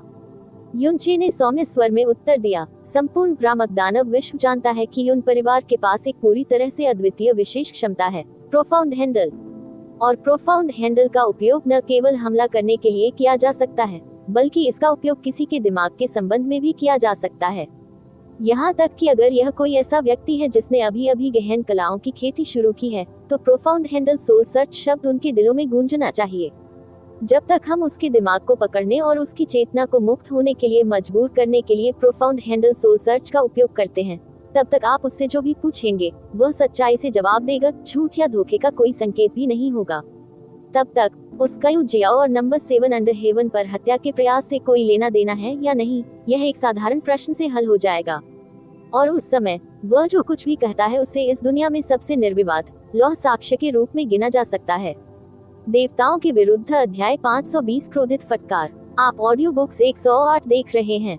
धोखेबाजों से सावधान रहें। अध्याय 520 गुस्से में फटकार। क्या कहा आपने? युन वेटियन फिर से क्रोधित हो गए। आप वास्तव में चाहते हैं कि मेरा बेटा आत्मा खोज से गुजरे? अपमानजनक, बिल्कुल अपमानजनक। गहन हैंडल सोल सर्च वास्तव में उनके गहन हैंडल के कारण युन परिवार के लिए एक विशेष क्षमता थी। सामान्य आत्मा की खोज न केवल जोखिम भरी थी, अगर इसका उल्टा असर हुआ तो परिणाम अकल्पनीय होंगे। अगर यह काम कर भी गया तो जिस व्यक्ति की आत्मा की खोज की जा रही थी उसके दिमाग को भारी नुकसान पहुंचेगा और वह सीधे बेवकूफ भी बन सकता है। प्रोफाउंड हैंडल सोल सर्च के लिए भले ही लक्ष्य का दिमाग बहुत मजबूत होने के कारण यह विफल हो गया, कोई दुष्प्रभाव नहीं होगा। इसके अलावा जब ये सफल हो जाता है तो इससे लक्ष्य को मानसिक क्षति नहीं होगी। जब यूचे मूल रूप से बनिंग हेवन कबीले पर हमला कर रहा था, तो उसने किसी अन्य व्यक्ति की यादों को जबरदस्ती प्राप्त करने के लिए अपने प्रोफाउंड हैंडल का इस्तेमाल किया था, इसलिए वह प्रोफाउंड हैंडल की ताकत के बारे में बहुत स्पष्ट था। 20 साल पहले युन किंघई को प्रोफाउंड स्काई कॉन्टिनेंट के भीतर बंद होने के बारे में युन किंघई और उनकी पत्नी को एकमात्र कारण पता था, वह भी प्रोफाउंड हैंडल सोल सर्च द्वारा किसी अन्य व्यक्ति की यादें चुराने के कारण ही था। हे ड्यूक हुई ने थोड़ा हंसते हुए पूछा, यूचे, क्या यह आपका तथाकथित सबूत है? इसके अलावा क्या आपके पास अभी भी कोई अन्य सबूत है? बस यह एक प्रमाण पहले से ही पर्याप्त से अधिक है, युनचे ने उत्तर दिया। तो ये बात है, बहुत अच्छा। ड्यूक हुई ने धीरे से सिर हिलाया और एक पल के लिए उसके चेहरे पर एक मुस्कुराहट दिखाई दी जिसमें उपहास का हल्का सा भाव था, इससे पहले कि वह जिन्यू की ओर मुड़ा और कहा, मैंने यू परिवार के बारे में सुना है गहन हैंडल सोल सर्चिंग से अधिक बार, और मैंने सुना है कि इससे लक्ष्य पर कोई हानिकारक प्रभाव नहीं पड़ेगा। अब जब कोई आप पर एक साथी कबीले के सदस्य और अंडरहेवन कबीले की राजकुमारी को नुकसान पहुंचाने का आरोप लगा रहा है और कहता है कि एक गहन हैंडल इसे साबित कर देगा, युन जिन्यू, क्या आप साबित करने के लिए सबके सामने आत्मा खोज से गुजरने की हिम्मत करते हैं आपकी मासूमियत? युन जिन्यू बाहर निकला, उसका चेहरा काला पड़ गया और उसका पूरा शरीर कांपने लगा। ये स्पष्ट था कि वह इस सीमा तक क्रोधित था, लेकिन अपनी इच्छा शक्ति से अपने क्रोध को दबा रहा था और उसने कहा, मैं हिम्मत क्यों नहीं करूंगा? मैं, युन जिन्यू, एक स्पष्ट विवेक रखता हूँ, हमेशा अपने परिवार के साथ ईमानदारी से व्यवहार करता हूँ और उन्हें नुकसान पहुँचाने का कभी कोई विचार भी नहीं आया। अपने पूरे जीवन में अब तक आरोप लगाए जाने और फंसाए जाने के कारण मुझे जो शर्मिंदगी और गुस्सा मिला है, मैं देशद्रोही का नाम ढोने के बजाय मर जाना पसंद करूंगा। गहन हैंडल सोल सर्च के तहत मैं जो कुछ भी कहूँगा वह सच होगा और यह इससे मेरी बेगुनाही साबित होगी। मैं बड़ों से विनती करता हूँ कि वे मुझे अपनी बेगुनाही साबित करने के लिए आत्मिक जांच से गुजरने की अनुमति दें। यू शिन्यू के शब्द क्रोध, दृढ़ संकल्प और के साथ कहे गए थे, बिना किसी हिचकिचाहट के। जनता ने युनचे के शब्दों पर विश्वास नहीं किया था और युन जिन्यू के रवैये को देखने के बाद, जिसमें युनचे के प्रोफाउंड हैंडल सोल सर्च से गुजरने के सुझाव के खिलाफ प्रतिशोध की कमी थी, यहाँ तक कि उनके पास मूल रूप से थोड़ा सा भी संदेह गायब हो गया था, जो उनके खिलाफ गुस्से और नाराजगी में बदल गया था। अच्छा, ड्यूक हुई ने सिर हिलाया, क्योंकि उनकी आवाज शांत हो गई थी। सार्वजनिक रूप से आरोप लगाया जाना अच्छा एहसास नहीं है। मैं आपका गुस्सा और अपना नाम साफ करने की इच्छा समझ सकता हूँ। हालांकि आपके उत्तर ने मुझे निराश कर दिया है। युन जिन्यू स्तब्ध रह गया। मैं महामहिम से अनुरोध करता हूँ कि कृपया मुझे प्रबुद्ध करें। हम्फ, ड्यूक हुई ने गंभीरता से कहा, मैंने मूल रूप से सोचा था कि मुझे कुछ सबूत लाने में सक्षम होगा, लेकिन उसके पास केवल एक गहरी खोज थी। ये कितना मजाक है। बिना किसी सबूत के उनके आरोप महज एक मजाक हैं और कोई मूर्ख भी उन पर विश्वास नहीं करेगा। इस तरह के आरोपों के साथ वह चाहते थे कि आप खुद को साबित करने के लिए गहन हैंडल सोल सर्च से गुजरें। इस संसार में इससे हास्यास्पद बात कैसे हो सकती है? अगर ऐसा कुछ होता तो मैं बिना सबूत के पूरे युन परिवार पर देशद्रोह का आरोप लगा सकता हूँ। तो फिर क्या आप में से हर कोई खुद को साबित करने के लिए गहन हैंडल सोल सर्च से गुजरेगा? इसके अलावा आप कौन हैं? आप यू परिवार के महान बुजुर्ग के बेटे हैं और वह व्यक्ति हैं जो अगले कुलपति बनने जा रहे हैं। आपकी स्थिति उच्च और महान है, और यही ऊंचे, वह सिर्फ एक बच्चा है जिसे कोई नहीं जानता कि वह कहां से आया है। यदि वह चाहता है कि आप गहन हैंडल सोल सर्च से गुजरें और आप ऐसा करने को तैयार हैं, क्या यून परिवार के बच्चे के रूप में आपके पास अभी भी थोड़ा सा गर्व और सम्मान होगा? यदि आपको वास्तव में आत्मा खोज से गुजरना था और अपनी बेगुनाही साबित करनी थी, तो अब से पूरे भ्रामक दानव क्षेत्र को पता चल जाएगा कि यून परिवार के सम्मानजनक नए कुलपति को अपनी बेगुनाही साबित करने के लिए सभी के सामने गहन हैंडल आत्मा खोज से गुजरना पड़ा था, किसी यादृच्छिक लड़के के आरोप से। हाँ, यह एक ऐसा मजाक होगा जो पूरे यून परिवार को शर्मसार कर देगा। और क्या आपको नहीं लगता कि इससे पूरे इल्यूसरी डायमंड क्षेत्र को यून परिवार को नीची दृष्टि से देखना पड़ेगा? भविष्य में क्या किसी बच्चे या किसी यादृच्छिक भिखारी के शब्द यू परिवार के मुखिया को खुद को साबित करने के लिए आत्मा खोज का उपयोग करने के लिए मजबूर नहीं करेंगे? ड्यूक हुई के शब्द चौंकाने वाले थे, और इससे यू परिवार के सभी शिष्य भी जाग गए और आक्रोश महसूस करने लगे। कई युवा पीढ़ी के शिष्य तुरंत चिल्लाए, ड्यूक हुई ये सही है, यू जिन्यू गहन हैंडल सोल सर्च से नहीं गुजर सकता है, अन्यथा हमारा यू परिवार हंसी का पात्र बन जाएगा। ये तथ्य कि भाई जिन्यू बिना किसी हिचकिचाहट के गहन हैंडल सोल सर्च से गुजरने के लिए तैयार थे, इस बात का पर्याप्त प्रमाण है कि वह निर्दोष हैं। आखिर युनचे कौन है? जल्दी करो और उसे बाहर भगाओ। भाई शिन्यू पर इस तरह से आरोप लगाना, उसे यहीं और अभी अपन बनाना भी बहुत ज्यादा नहीं है। हम जानते हैं कि भाई शिन्यू निश्चित रूप से निर्दोष है। उसे खुद को साबित करने की बिल्कुल भी जरूरत नहीं है। ये युनचे वास्तव में बहुत घृणित है।